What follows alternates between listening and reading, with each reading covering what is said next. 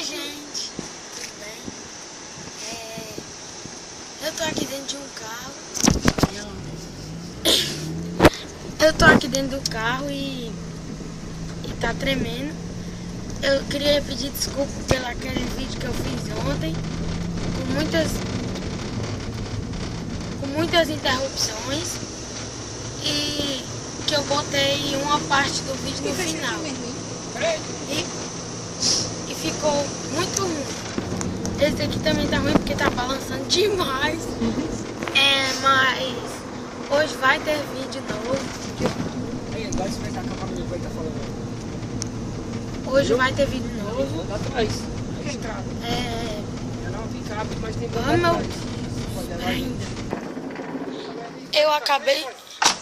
Eu acabei de chegar em casa.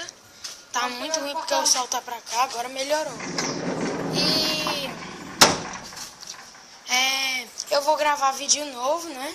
Esse aqui eu sei que não ficou tão bom, mas pelo menos ninguém me interruptou muito. Só meu tio. Aqui eu tô gravando no quintal da minha casa. E hoje vai ter vídeo novo que eu acho que vocês vão gostar do tempo, porque isso acontece até comigo. Só que eu não vou dizer porque senão vai perder a graça. Se você gostou do vídeo, não se esqueça de dar aquele like, de comentar e de se inscrever no canal, porque isso ajuda muito. E compartilhar o vídeo que ajuda na divulgação, ok? E você pode deixar aí sugestões para vídeo, claro, que aí eu vou fazer todas as sugestões de acordo com o tempo. E vocês conhecem uma pessoa que ela já tá aqui. Ela é a Luana, ela tá bem ali, só que ela não veio até aqui.